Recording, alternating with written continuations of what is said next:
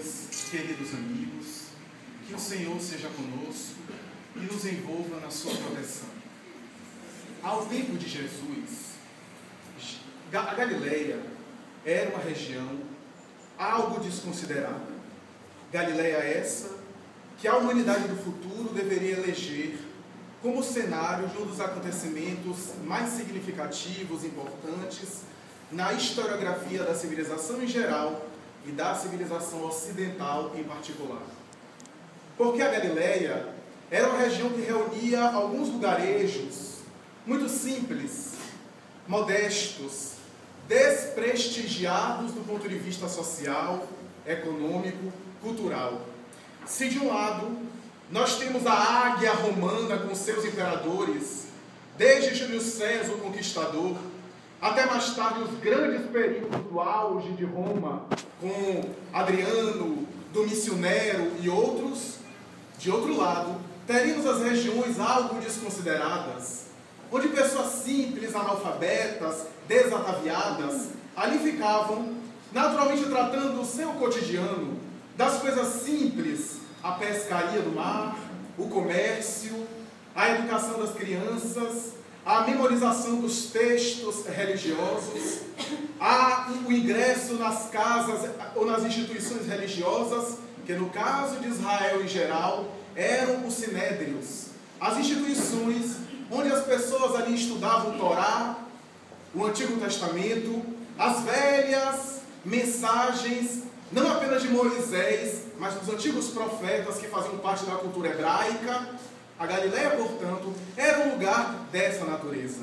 Se de um lado temos a presunção intelectual da Judéia, a vacuidade e a futilidade da Pérea, de outro lado, temos a Galileia com as pessoas simples e modestas. Na Galileia, no entanto, vai acontecer acontecimento ou ocorrência que marcaria lugar na história, já que é nas regiões da Galileia em especial que Jesus escolheu de maneira prioritária para ficar. É natural que ele não passasse pelos lugares e ficasse muito tempo. A tradição bíblica dizia que ele não chegava a dormir mais de 2 vezes numa mesma casa. Possivelmente, pensam os historiadores, para não incomodar o anfitrião que hospedava, que albergava, com exceção de Simão, o pescador de Cafarnaum, filho de Jonas, conhecido como Simão Bar-Jonas, que mais tarde seria elegido como discípulo seu, conhecido como Pedro. Com exceção da casa de Simão, que ficava em Cafarnaum, na Galileia, nós temos ele passando por aqui ou por acolá, mas em especial vai ser nas regiões da Galileia que ele preferiu de maneira especial para enunciar os seus discursos mais famosos, as suas palavras mais belas, as suas lições e ensinamentos que talvez a humanidade do seu tempo, principalmente aquelas pessoas simples e modestas, não conseguiriam entender em profundidade. Mas é com aquelas pessoas simples, tanto é que todos os seus discípulos pertenciam a alguma região da Galileia, com exceção de um, que ele escolheu pertencente à Judéia, às regiões da vacuidade, da presunção intelectual, que se chamaria Judas, aquele justamente que iriam trair, talvez ensinando-nos que pouco importa as vaidades intelectuais e a presunção do ego, se a pessoa não está emocionalmente engajada em ética, em amor, em generosidade e em espiritualidade. Vai ser na Galileia, portanto, que vai se estruturar o palco principal das famosas lições que mais tarde marcariam a ética, a filosofia e a religião, principalmente do mundo ocidental, para todo sempre. Ele já havia sido previsto, não apenas pelos profetas de Israel, Isaías, Elias, Malaquias, Moisés, mas também se nós escutarmos as lições ou lermos os ensinamentos dos textos do Oriente, veremos que nas tradições sagradas da China, da Pérsia, da Babilônia, do Egito, da multimilenar Índia, temos registros de uma intuição de que alguém especial deveria vir à Terra. alguém de natureza muito espetacular, alguém que deveria marcar a humanidade para o futuro e que deveria ser o sol de todas as épocas. Ele havia sido previsto pelo Ocidente e pelo Oriente, graças à boca profética, à boca mediúnica. Mas é na Galileia que ele vai preferir de maneira especial. O clima dessa região é famoso, porque é sempre ou quase sempre ameno, graças a um lago conhecido como mar, mas na verdade é um lago. O Mar da Galileia, ou Lago de Genezaré, também conhecido como Lago de Tiberíades, em homenagem a Tibério César, o imperador da época, cujo volume d'água, embora seja um lago, é menor do que a Baía de Guanabara, mas cuja profundidade chega a ser uma das maiores, se não a maior do planeta terrestre. É uma espécie de afluente e ao mesmo tempo uma espécie de consequência do Rio Jordão, e que também vai desaguar no Mar Morto. Esse local, que produzia graças ao vento que soprava suave, e o mar viscoso cuja pesca era a atividade comercial mais famosa, e talvez que tinha mais retorno para a população em geral da época, vai ser diante desse lago, na Galileia, que as suas pregações deveriam ter lugar.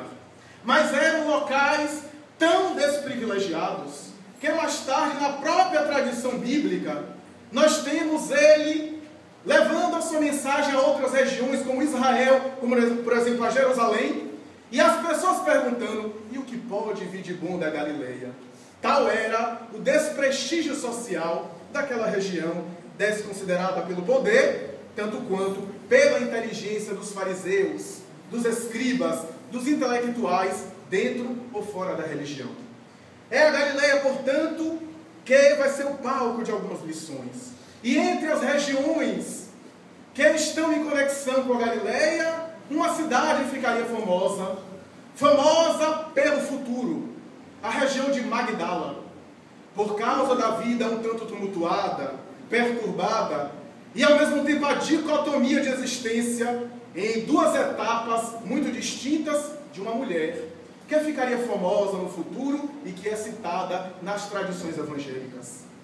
Essa cidade, que é uma cidade à semelhança de Betabara, a casa da passagem, por onde passavam embarcações, liteiras, pessoas que passavam com os seus animais, cavalgando ou em carruagens, que era uma espécie de cidade entre outras cidades, onde não apenas comerciantes ficavam nas estradas para comercializar tapetes, vasos de perfumes, pedras preciosas, mas também era local, essa cidade, por estar novamente entre algumas outras cidades, e que passava ali várias embarcações e carruagens, era um local também de festa.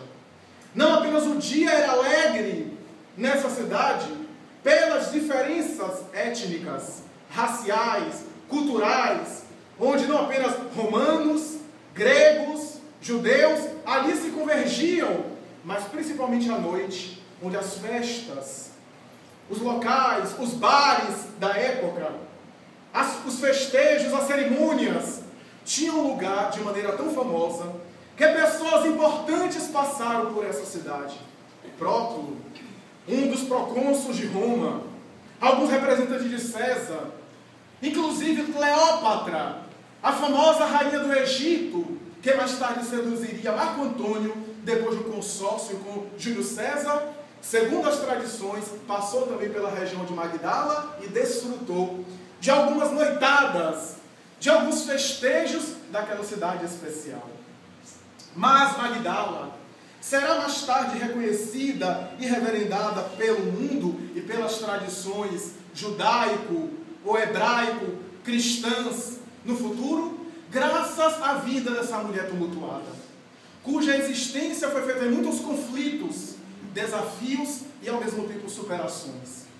Ela, possivelmente, segundo a tradição, deve ter vivido e nascido nessa cidade, cuja família, de vez em quando, fazia peregrinações para Jerusalém, que era o centro cultural de Israel, onde as pessoas iam para comemorar os festejos muito típicos do povo hebreu, como por exemplo a Páscoa, ou as comemorações da saída do Egito para as terras prometidas, E a família, periodicamente, fazia peregrinação com ela para Jerusalém.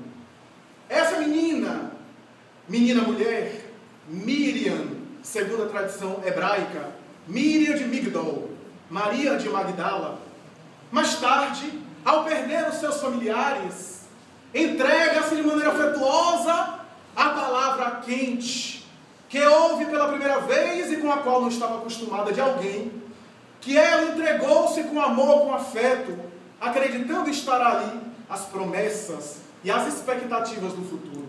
Encontrou amor e entregou-se-lhe totalmente em regime de abnegação e de entrega, de tal forma apaixonada, porque ouvindo aquelas carícias e aquelas colocações ao ouvido quente e aos beijos e aos abraços que ela não havia sido preparada pela tradição da época, não entendeu muito bem, encontrava ali na sua alma transparente de sinceridade as promessas para o futuro casamento.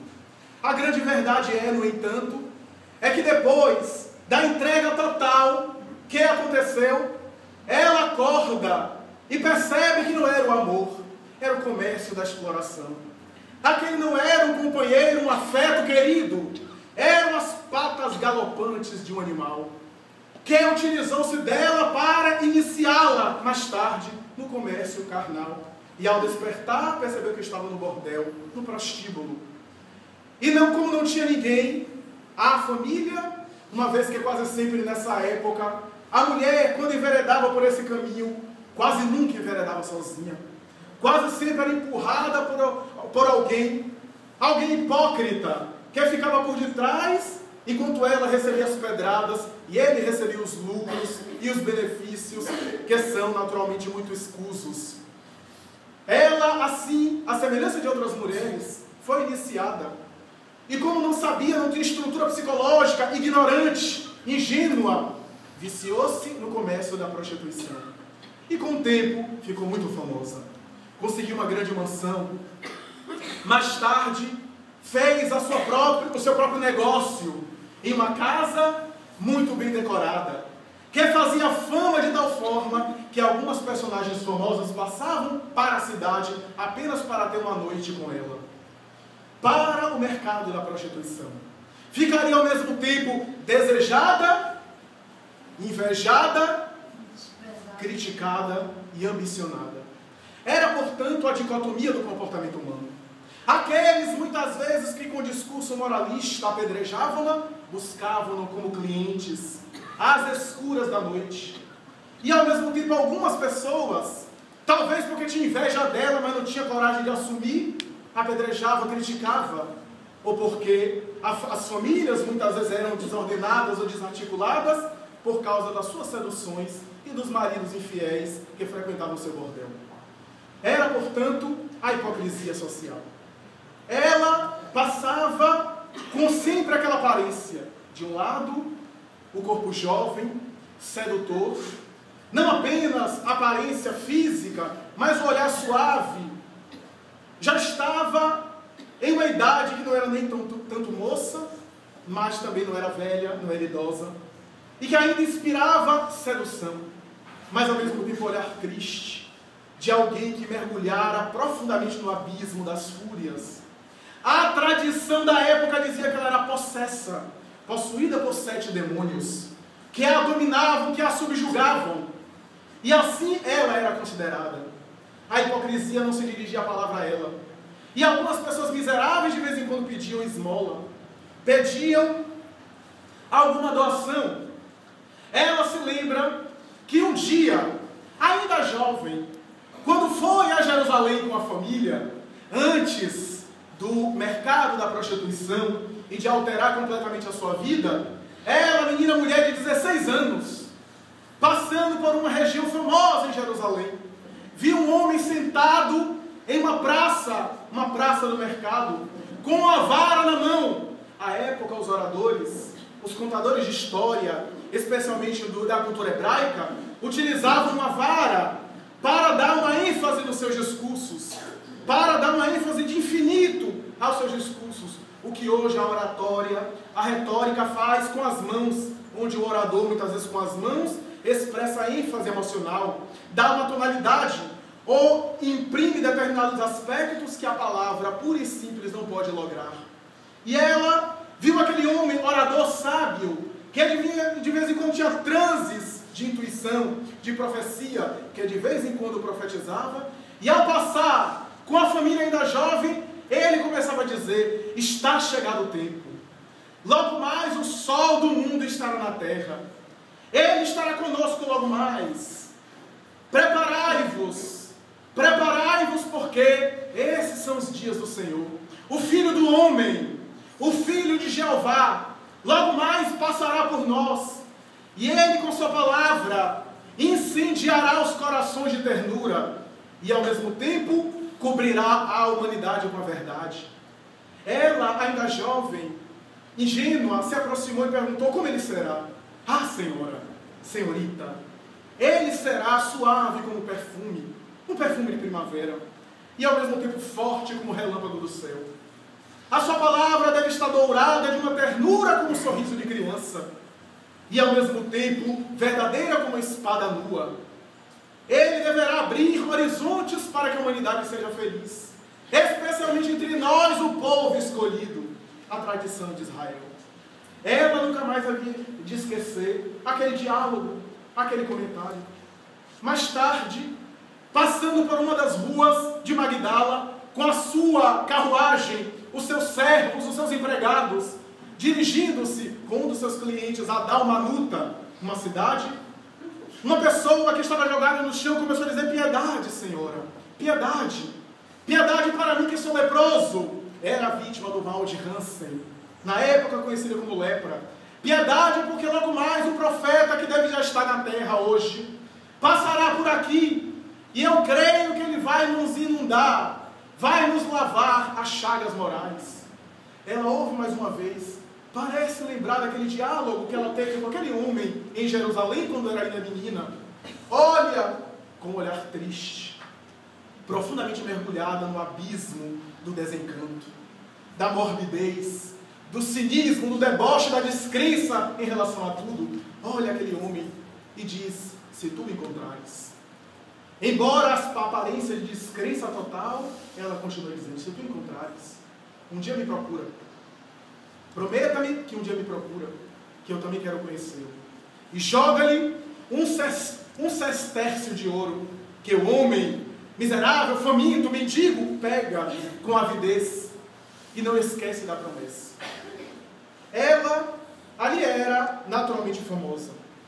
E é natural que com seus escravos e com a presença de Jesus aqui e acolá, as notícias passam de boca a ouvido, boca a ouvido.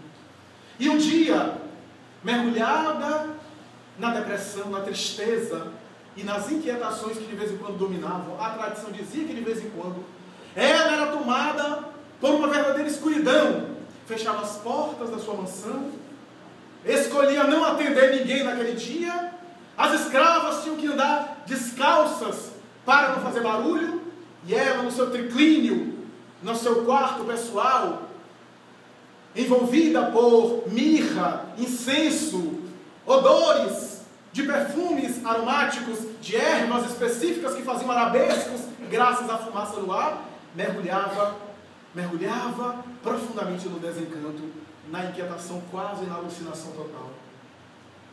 Uma escrava um dia, penteando seus cabelos, escuta-lhe da voz muito trêmula e começa a falar para aquela senhora, algo titubeante, hesitante, porque conhecia o seu temperamento: Senhora, o Messias prometido pela tradição das Escrituras Sagradas já está aqui.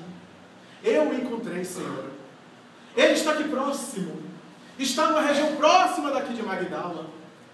Ele está por aqui. Eu ouvi uma das suas pregações, Senhora, e me encantei. Eu queria dizer à senhora que a senhora pode, já que ele está peregrinando aqui por perto, pode encontrá-lo também. Me permita dizê-lo, eu sei que a senhora tem um olhar triste. Sei que estou até no atrevimento de falar isso à senhora, porque eu sou escrava. Escrava apenas do ponto de vista político e social. Porque intimamente agora sou livre. Encontrei uma liberdade que Jesus me ofereceu. Ela olha, algo desencantada, mas ao mesmo tempo envolvida, como se conhecesse aquela personagem com a qual nunca esteve, balança a cabeça e procura esquecer. No dia seguinte, alguém bate a porta de maneira grosseira, agressiva, com um cajado. O mordomo dela abre, algo contrafeito, porque naquele dia a senhora não recebia ninguém. Ela era tão famosa que tinha, inclusive, o direito de recusar, inclusive algumas personagens famosas da época. E aquele mendigo que estava diante dele, do empregado dela, disse: eu desejo falar com a senhora, mas a senhora não recebe. Mas eu desejo falar com a senhora agora. E é necessário que eu tenha com ela pessoalmente. Venho pagar uma promessa que eu fiz a ela há anos. E eu tenho certeza que ela gostaria de me receber. E o mordomo disse: sinto muito. Ela tem recusado pessoas famosas e vai receber você, que é um mendigo. E já foi fechando, quando ele rapidamente colocou a mão, empurrou a porta e disse: se você não chama ela agora, eu vou causar um pânico aqui. E tenho certeza que ela não vai ficar satisfeita com você. Olhou com um olhar desafiador, o mordomo titubeou, deu a meia volta e foi chamá-la. E não percebeu que o mendigo entrou na casa e foi também às pressas, acompanhando. Subiu as escadarias.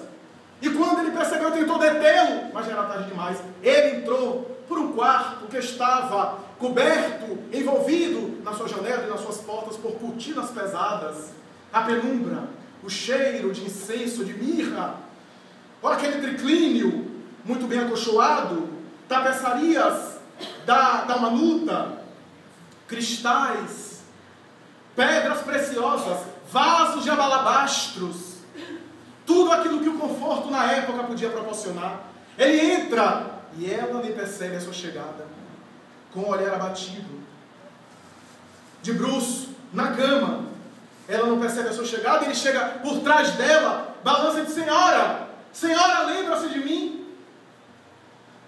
Ela volta-se com o pescoço e abre os olhos, movimenta a vista, suspende, parecendo não recordar. Eu sou aquele mendigo, aquele, e começa a tentar fazê-lo lembrar. Ela parece lembrar, mas ele não tinha certeza. Ele disse: senhora, eu venho hoje pagar minha promessa.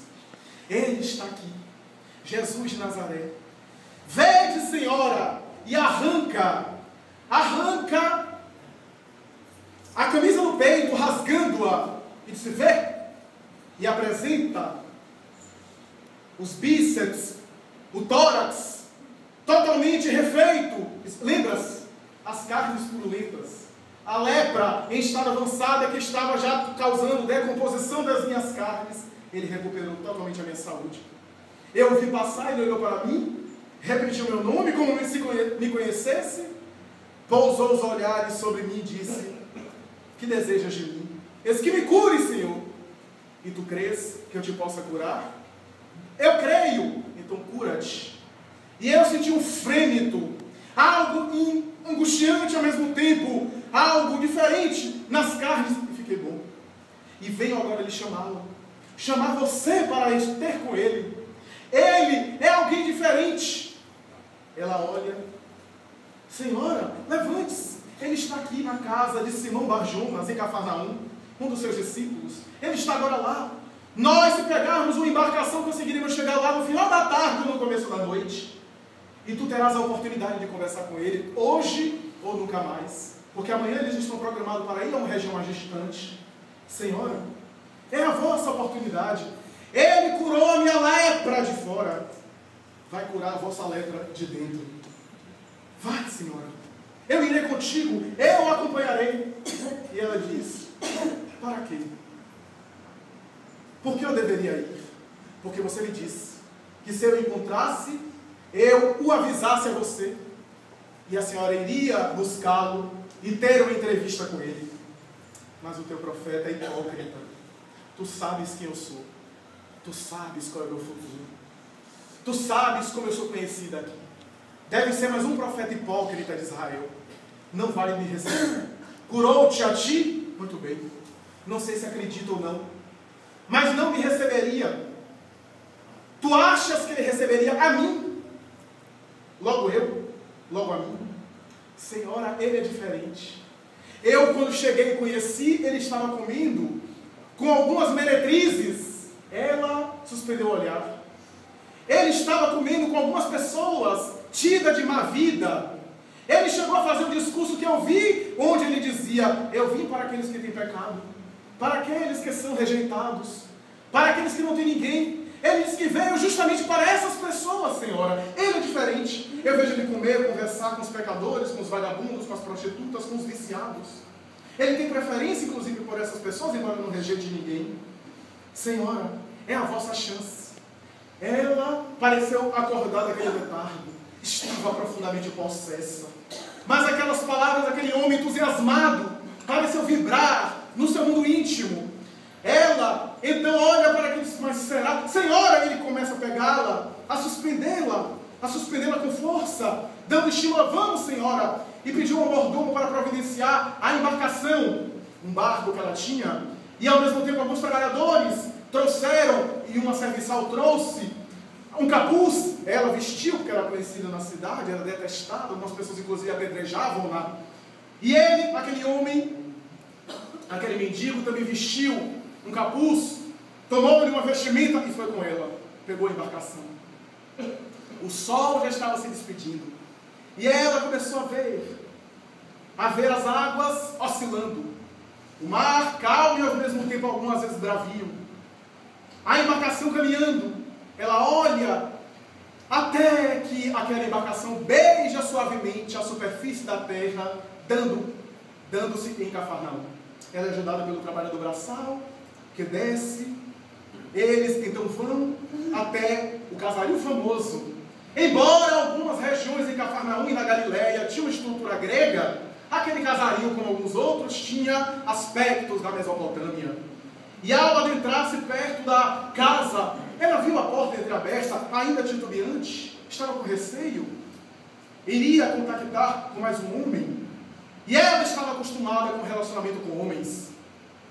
E ao ir muito titubeante, a escrava acompanhando, que também já havia tido contato com o cristianismo, e ele também, o mendigo, disse: vai, senhora, vai. Ela foi, abriu a porta suavemente trêmula, e viu um homem que estava sentado numa cadeira simples de madeira. Não havia mais ninguém. Parece que aqueles que o acompanhavam estavam ali, porque as cadeiras também estavam, mas haviam saído, talvez a pedido dele próprio. E aquele homem sentado fez um ângulo reto com o pescoço virando-se na sua direção. E quando os olhos dele cravaram-se nos olhos dela, ela teve um frêmito. Ela foi incendiada. Algo dentro dela começou a se incendiar. Atirou-se nos braços dele, jogando-se aos seus pés e começou a chorar. Rabi, mestre. E diz a tradição que ele respondeu: Maria. Mas você sabe meu nome? Oh, Maria, eu te conheço desde antes e espero estar contigo depois de agora. Ergo abonos pastor sum, eu sou um bom pastor e conheço minhas ovelhas cada uma, de uma a uma. Não te admires, pois eu te chamo de Maria. Se tu me conheces, Senhor, tu sabes quem eu sou. Tu sabes o que eu faço. Tu sabes o que eu sou. Portanto, Maria, o que eu sei é o que você pode ser a partir de agora. Mas tu sabes o que é que eu faço. E a partir de agora, tu farás diferente. Ama. Mas, Senhor, eu tenho amado. Não. Tu tens desejado. Ama. Ama as pessoas em geral. Aos teus filhos, desgraçada de mim, eu nunca tive filhos. Mas quando eu te digo para amar aos teus filhos, não me refiro apenas às flores que saem da própria carne. Eu me refiro a todos aqueles que são filhos de Deus. Ama-os com abnegação. Ser fiel até o fim. Senhor, mestre, Rabi, eu te daria a minha vida. Eu aceito, mas não agora. Só depois. Agora vai, filha. Vai. E ser fiel até o fim. Nada de especial que ele houvera falado a ela. Nada de tão espantoso.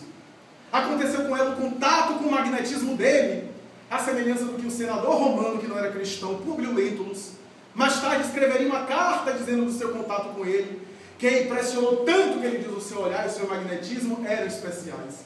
E embora Públio Lentulus nunca foi cristão e passou o resto da vida sem ser cristão, ficou muito impressionado com aquele contato que escreveu uma carta a Tibério César. O mesmo aconteceu com ela. O magnetismo dele, o olhar suave, o olhar melancólico e ao mesmo tempo de compaixão. Aquelas duas estrelas na face, que eram qual lamparinas que se iluminavam na noite daqueles zigomas salientes. O aspecto do hebreu, a cabeleira abundante em tom de cobre velho, de ouro desgastado, do mel já envelhecido. A barba se misturando ao tórax, algo descuidada. O aspecto dele de ternura, o corpo magro. Deveria ter mais ou menos 1,78 m, 70 kg de peso. A altitude austera e ao mesmo tempo suave. Nada fisicamente que impressionava, porque ele não era o biótipo da beleza grega. Mas a sua beleza era de natureza especial, era uma beleza interior, era algo que se irradiava dele, que emanava dele, que impressionava e contaminava as pessoas. Maria saiu dali fulminada, embriagada com aquele contato, e nunca mais foi a mesma. Voltou, e a notícia começou a correr que a prostituta havia enlouquecido de vez. A impiedade popular diz que sempre era ela louca, mas agora alucinou total. Porque ela começou a pegar as coisas e a dar aos mendigos que passavam na rua. Começou a se desprender, a se desvencilhar de tudo. E alguém perguntava o que foi, ela disse, Jesus disse, que bem-aventurado aquele que se desprendeu das coisas da terra, porque esse tem a Deus. E começou a se despojar das coisas, e só guardou duas coisas, duas lembranças. O vestido que ela usou no dia em que ela se entregou a alguém, a um amor, e a segunda lembrança, um vasilhame de alabastro com perfume, que era a lembrança da sua mãe, presente da sua mãe. O resto ela se desprendeu de tudo. Algumas pessoas na hipocrisia dizer, até que demorou a loucura de acontecer. A impiedade popular, mas ela continuava da mesma forma, na mesma atitude. Era agora uma pessoa transformada, uma pessoa diferente. A tristeza cedeu lugar e agora ela era uma pessoa diferente. Mas havia na cidade de Magdala, ou era de Cafarnaum, uma pessoa chamada Simão o fariseu. Simão o fariseu, diferente de Simão Bar Jonas, que era filho de Jonas e discípulo dele, Simão o fariseu era conhecido por ser uma personalidade que queria estar na boca popular. Era alguém hipócrita, venal, que de vez em quando convidava pessoas para jantar ou para almoçar na casa dele, apenas para ficar na notícia popular. Era o que a gente poderia dizer hoje que Simão era uma personalidade VIP, uma pessoa very important. E ele costumava querer estar sendo falado, mesmo que falassem mal, ele queria que falassem dele. Simão, o fariseu, não conhecia aquele profeta estranho e não aderia, e não teria coragem de aderir à sua proposta, porque poderia ser visto e ser criticado, ser considerado, mas queria estar na boca do povo. E por via das dúvidas, queria estar em contato com ele para chamar a atenção. Resolveu convidar Jesus para que ele pudesse comer, se alimentar, fazer um almoço na sua casa. A notícia correu e, para surpresa geral, Jesus aceitou o convite. E a maledicência tomou lugar. Como é que esse profeta pode comer na casa de um pecador? Porque ele era visto como um pecador, como uma pessoa que, embora cumprisse a lei, era hipócrita, era intolerante com os outros. As personalidades, e aqueles que inclusive seguiam ele, que eram mais simples, diz, está na casa de um fariseu, de um doutor da lei. Como é possível? Simão recebe Jesus com todo o protocolo, isto é, com tapetes muito bem colocados, com a decoração na casa, com empregados, vestido com uma roupa de linho muito bem alinhado, e aí ele recebe aquele homem. E Jesus entra de maneira simples, ao lado de dois discípulos, Pedro e João, que devem ter participado também do contato, entra com ele. Jesus é colocado no triclínio principal, uma espécie de divã da época, onde o judeu se reclinava e comia quase que deitado, era a cultura da época. E ali, não apenas bailarinas seminuas dançavam sob uma música retumbante, como também empregados passavam com bandejas de algumas coisas, vinho, capitoso, frutas. E Jesus, de vez em quando, de maneira frugal, pegava um pêssego, uma fruta ressequida, ou se alimentava de um pouco de peixe defumado. Olhando, e claro, Simão, de canto de olho, olhava aquele peregrino e observava os seus passos, para depois comentar na maledicência popular. Olhava e observava aquele estranho, que naturalmente não tinha nenhum contato emocional com ele. Embora Simão sentia o psiquismo e a irradiação deles, ainda estava nas sombras de muitos interesses pessoais e rejeitava a ideia de se envolver emocionalmente com a proposta daquele homem. E ali, algo nas conversas superficiais, Jesus permanece em silêncio, ouvindo, respondendo algumas perguntas, quando houve um barulho, uma balbúrdia, alguma confusão na frente da casa, e uma mulher desesperada, quase louca, sai a correr, dribla os empregados, os seguranças, e se atira nos braços dele, começando a chorar. As lágrimas aljofram-se dos olhos e caem nos pés, e ela, naturalmente querendo cuidar daquele homem, enxuga as lágrimas que caíam com a movimentação dos seus cabelos. E Jesus, olhando aquela mulher que estava ali, quase que deitada no chão, chorando-lhe aos seus pés, permanece impassível, aguardando. Simão levanta-se, contrafeito, olha para ela e tenta lhe tirar a força. Ela olha para ele e aceita o desafio, duelo moral. Ele então recua, porque ele tinha muito a perder, mas ela não, porque ele era cliente dela. Então ele rejeita, e o hipócrita, o venal, como não conseguiu ir contra ela, se volta contra o estranho. Não é profeta. Não pode ser profeta. Porque se fosse profeta, ele não aceitaria essa pessoa, e quem é, está diante dos seus pés. Não aceitaria o seu acolhimento. Se ele fosse profeta, ele saberia quem já é, que está aí chorando aos seus pés. Jesus permanece impassível, olha para Simão e diz: Simão, eu desejo lhe perguntar uma coisa. Sim, Senhor, pergunta. Simão mudou de estrutura psicológica, era venal. Mudou, olhou para o peregrino. Se pergunta, Senhor. Simão, tu és um homem muito inteligente. Não, também não é bem assim, porque os bajulados adoram isso. Senhor, Simão, eu gostaria de lhe fazer uma proposta. Havia um homem que tinha 2 devedores. 2 homens deviam dinheiro a ele. Um devia 50 denários e o outro devia 500 denários. O Senhor, aquele homem, sabendo que os 2 homens não podiam pagar-lhe a dívida, perdoou a ambos. Simão, eu quero lhe perguntar, a quem esse homem mais amou? Ah, Senhor, é fácil. Aquele a quem ele mais perdoou. Aquele que devia mais. Aquele que devia 500 denários, ele perdoou mais, ele se envolveu mais, ele estava mais envolvido, então o seu perdão foi maior, então ele amou mais a esse, aquele mais perdoou. Muito bem, Simão, tu és um homem inteligente. Pois essa mulher é a mesma coisa.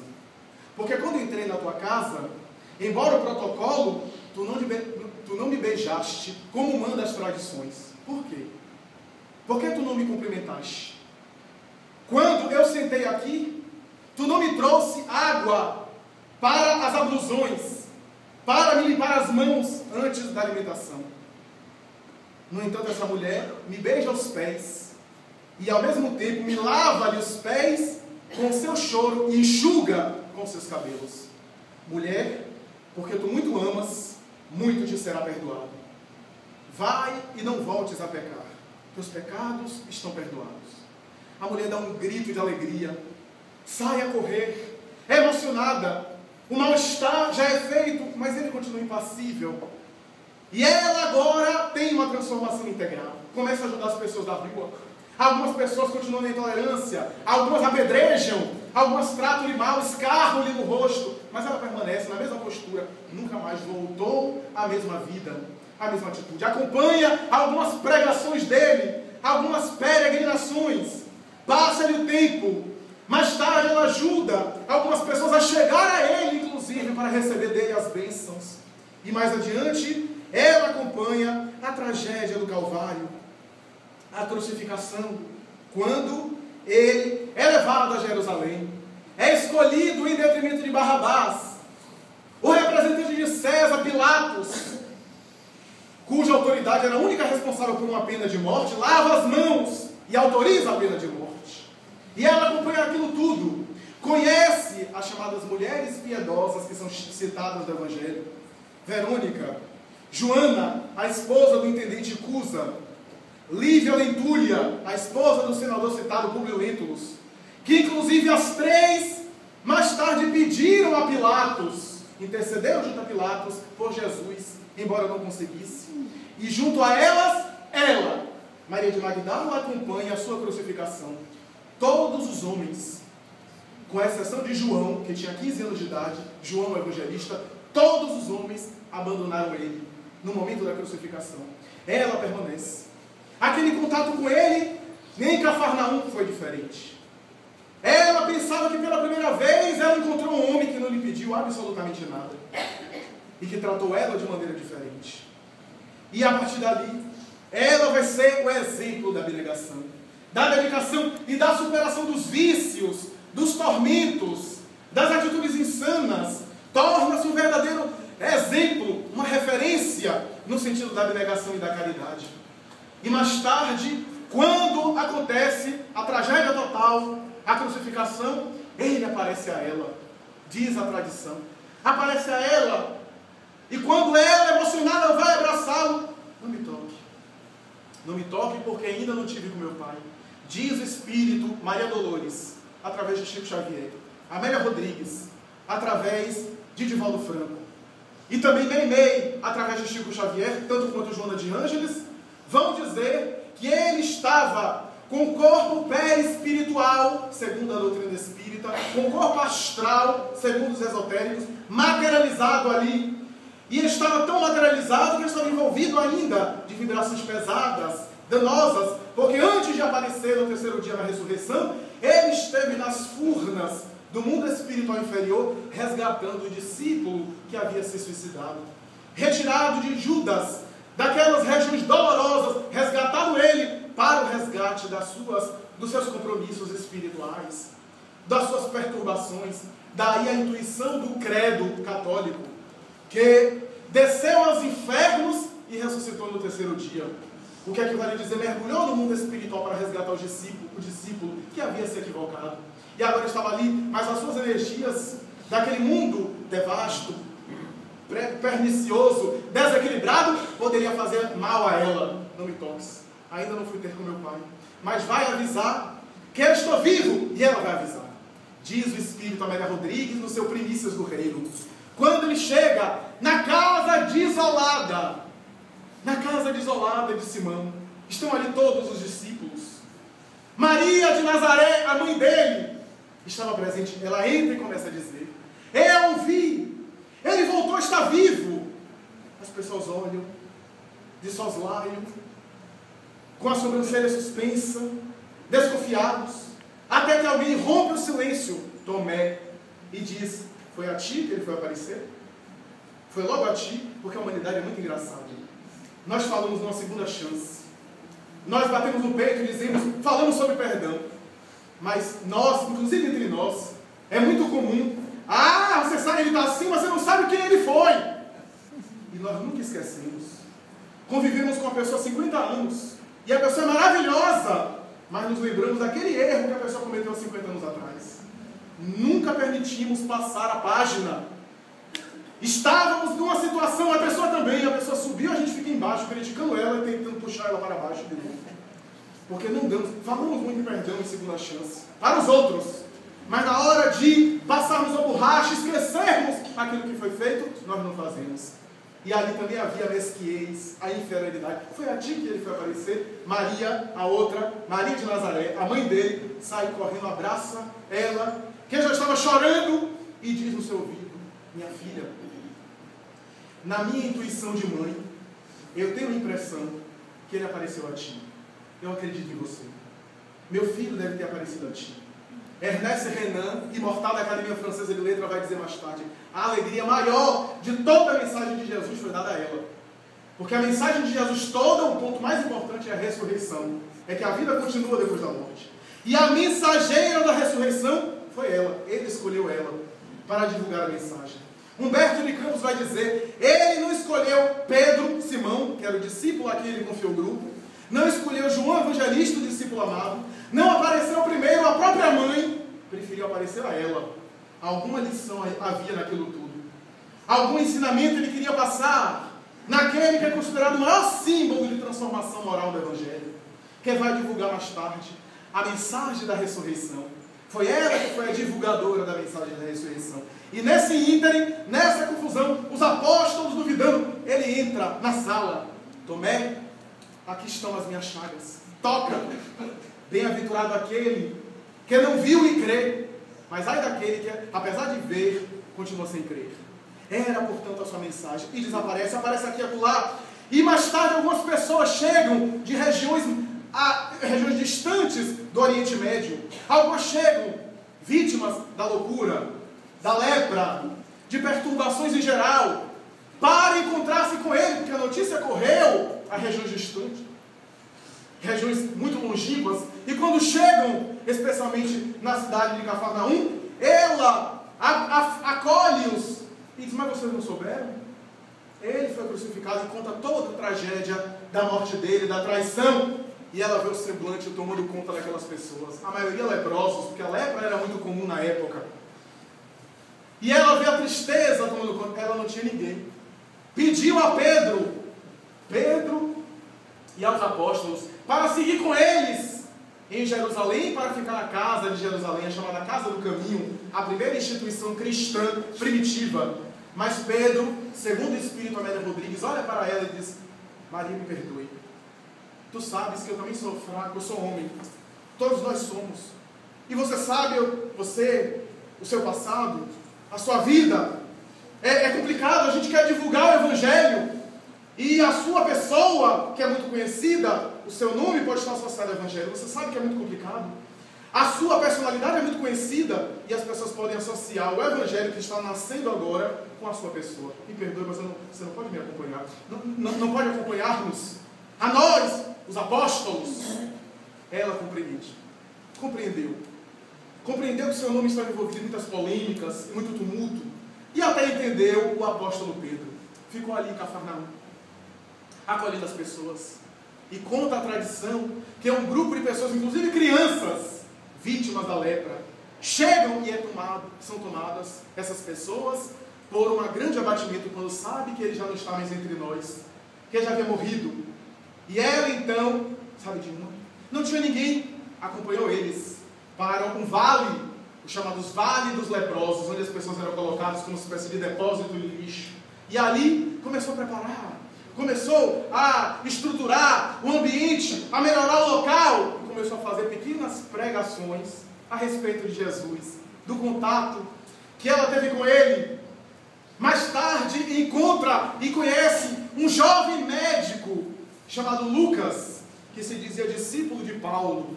E Lucas, que tinha interesse em anotar as informações das pessoas da época que conheceram ele anota então as informações que ela diz.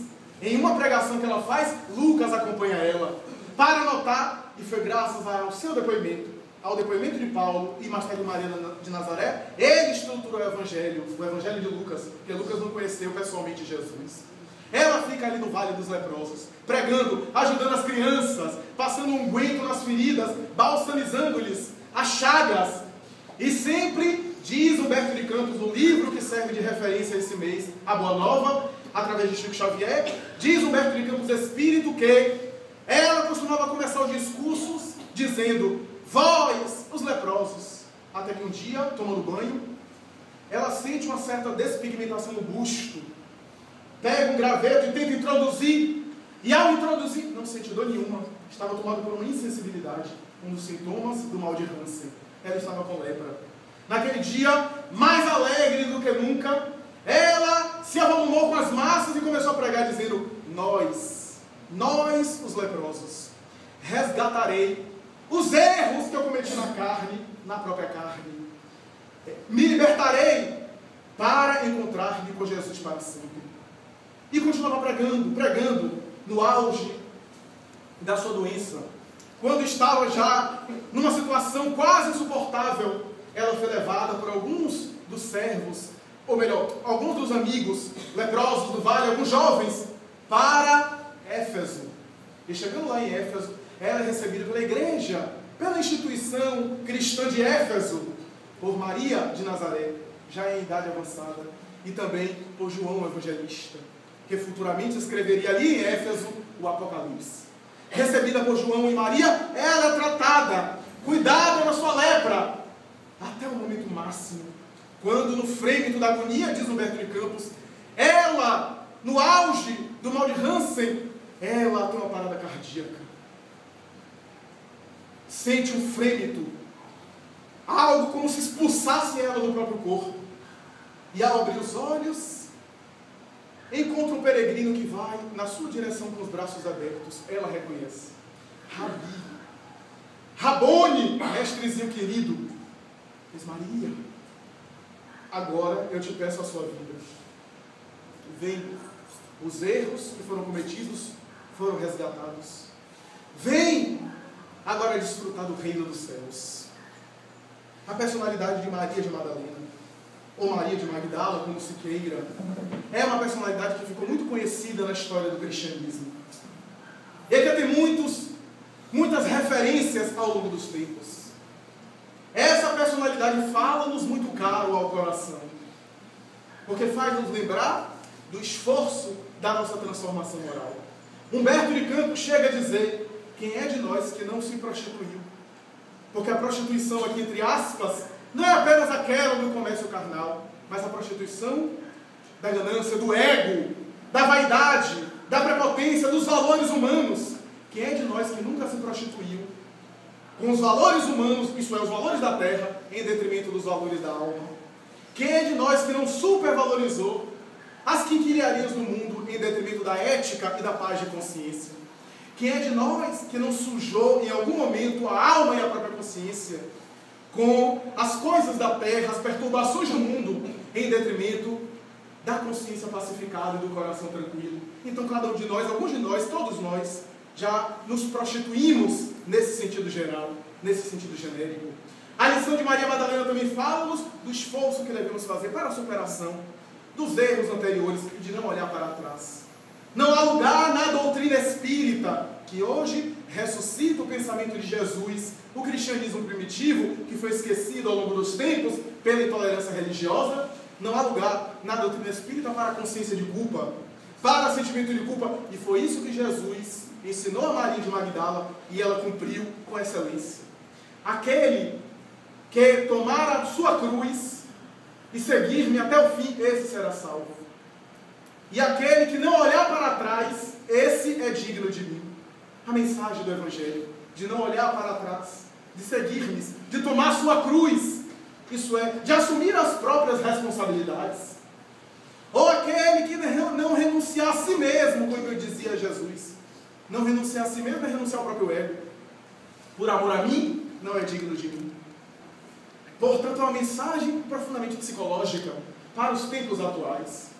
A personalidade de Maria Madalena, ou Maria de Magdala, que tanto foi deturpada no século XX, graças às histórias de ficção, às histórias da carochinha, às histórias de contos, alguns romances, inclusive, literários, muito até bem escritos, mas que não passam de ficção, que não tem uma prova histórica.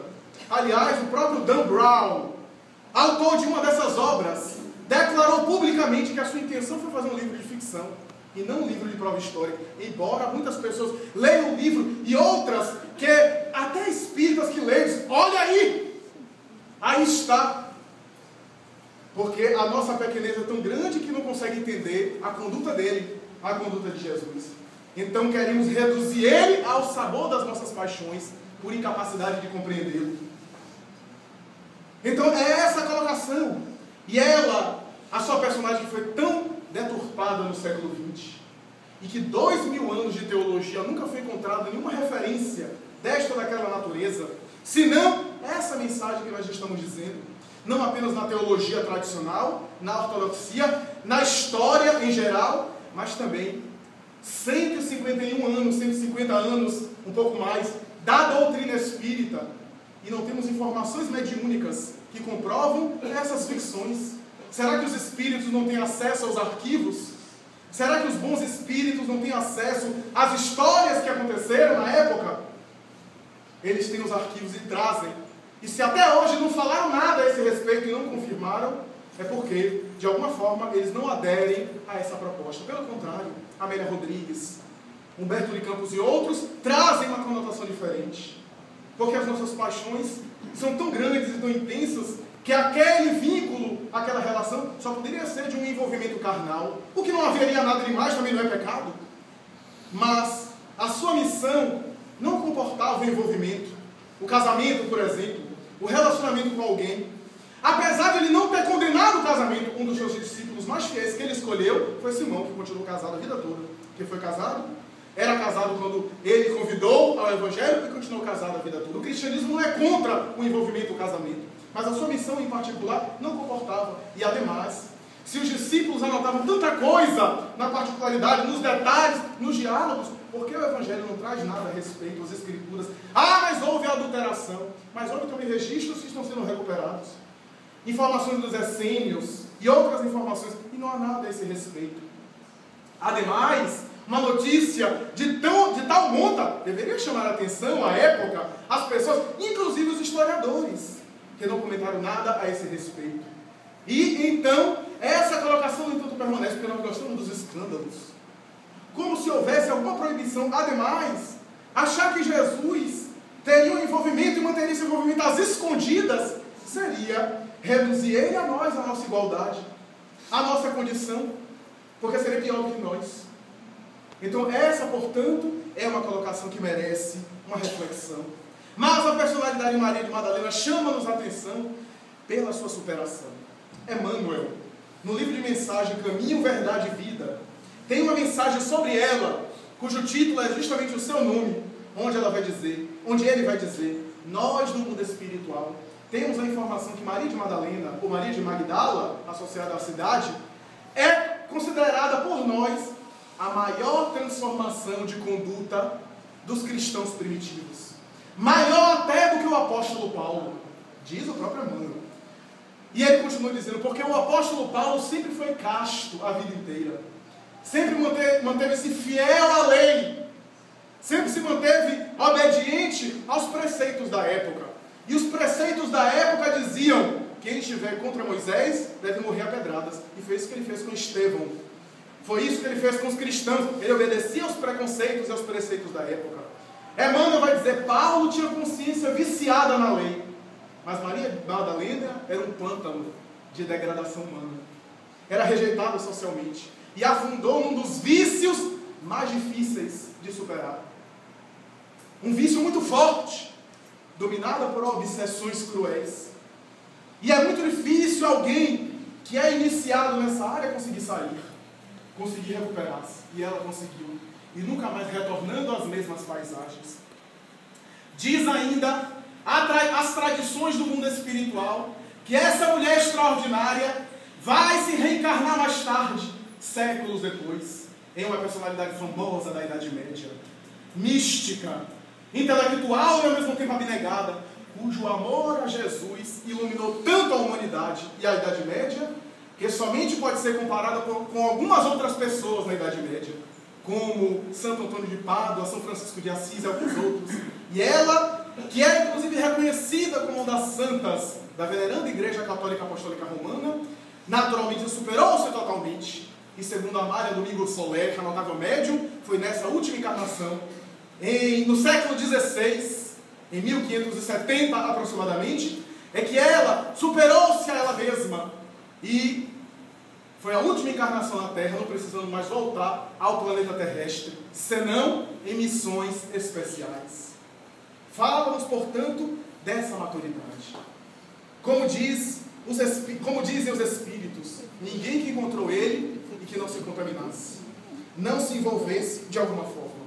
O Espiritismo hoje, meus amigos, vem nos convidar também a uma proposta diferente. Vem nos convidar a uma atitude psicológica de maturidade. Que me importam os erros dos outros. O que me importa é a minha conduta perante mim mesmo. O que me importa é o que os outros vão dizer. Sempre estarão dizendo algo de nós. O que me importa é a minha conduta perante a minha própria consciência. O Espiritismo vem dizer que todos nós vamos viver, sobrevivemos à morte, e cada um desperta depois do corpo, conforme se conduziu durante a viagem na embarcação da matéria. Cada um de nós desperta no além com a consequência da conduta que desencadeou na vida física. O Espiritismo vem dizer que seremos felizes ou desventurados correspondentemente à própria conduta moral, e que vale a pena fazer o bem, vale a pena agir no bem, superando o passado, superando, como diz Emmanuel, caindo em si, vai dizer ele, na obra Fonte Viva, ele vai dizer que todos os exemplos saudáveis do Evangelho caíram em si, isso é, tiveram um momento de despertar a consciência, revisar o próprio comportamento e optar por uma conduta diferente. E ele cita, Maria de Madalena, por exemplo, caiu em si e superou-se a ela mesma. Pedro caiu em si, depois de ter negado o amigo 3 vezes, chorou de remorso, quase enlouqueceu de arrependimento, e depois deu 30 anos da sua vida a ele, na casa cristã primitiva.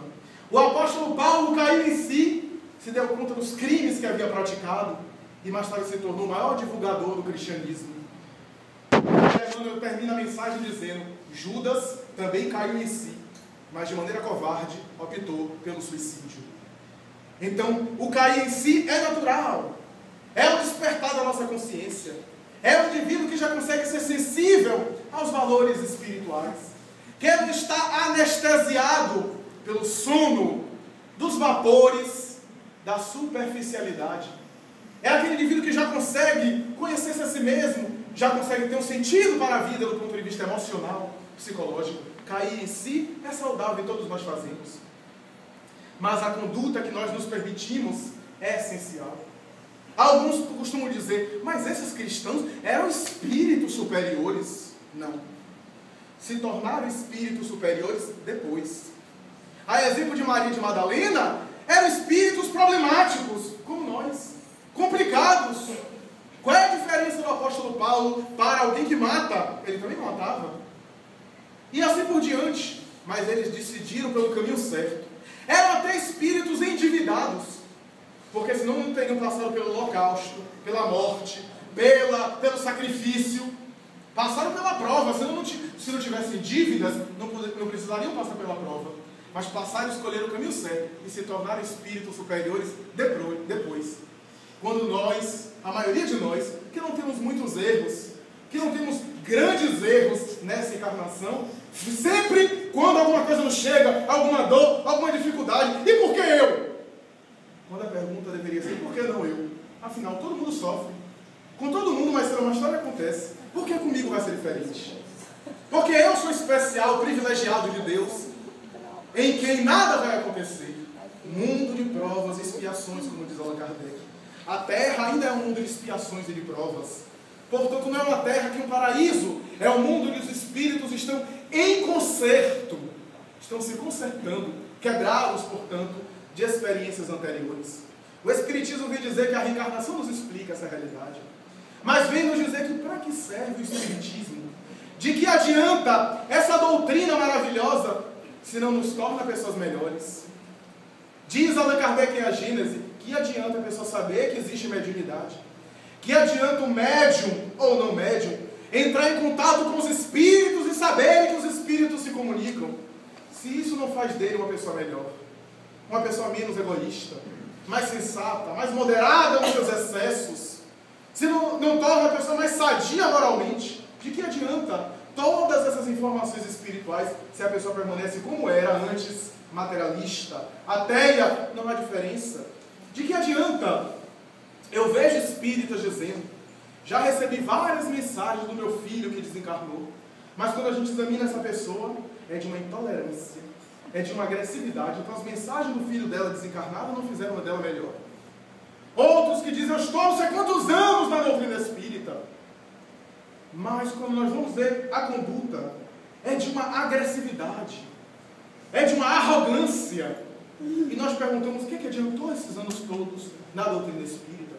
A doutrina espírita não é um broche que a gente coloca e fica exibindo socialmente, ou fica comentando novela que agora todas as novelas praticamente falam de fenômeno mediúnico. A doutrina espírita é uma ferramenta para nos tornar pessoas melhores. É uma metodologia de educação moral. Para que alguém disse assim, ué, você é diferente. Como certa vez disseram a um amigo meu, ué, você é diferente. Eles é porque eu sou espírita. Mas o espiritismo é isso? É. Ah, eu pensei que o espiritismo era aquela doutrina que tinha bode preto debaixo da mesa. É espiritismo de mesa branca? Não, lá não tem nem mesa. As reuniões mediúnicas da gente nem tem mesa. Não tem mesa branca, mesa preta. A gente não tem preconceito racial com mesa. E nem com ninguém. Ah, é o alto espiritismo, é o baixo espiritismo. Não, é um espiritismo só. Não existe espiritismo alto, baixo, de mesa branca, mesa preta, sem mesa. Não existe espiritismo kardecista, espiritismo não kardecista. Porque a palavra foi criada por Allan Kardec. Dizer que existe espiritismo tal é admitir que existe outro espiritismo. E não há só um espiritismo. Que foi concebido por Allan Kardec para dar ideia a um conjunto de informações que vinham não dele, mas do mundo espiritual, a 18 de abril de 1857. Vale a pena, portanto, ler a doutrina, se impregnar dessas informações e principalmente viver, para encerrar, viver a doutrina. Contaminar-se com a mensagem da doutrina. Hoje estamos numa época em que os discursos verbais já estão até cansativos, já perderam até o entusiasmo, já estão até monótonos. O difícil é encontrar um pregador que vive a mensagem que prega. Gandhi dizia isso, que os discursos da terra, a humanidade estão cheios, mas poucos são aqueles que viveram aquilo que pregavam, aquilo que divulgavam às outras pessoas. Então, meus amigos, viver mais até do que pregar, exemplificar, vivenciar no nosso cotidiano. Não é importante que a gente seja uma Madre Teresa de Calcutá, uma Irmã Dulce ou um Gandhi.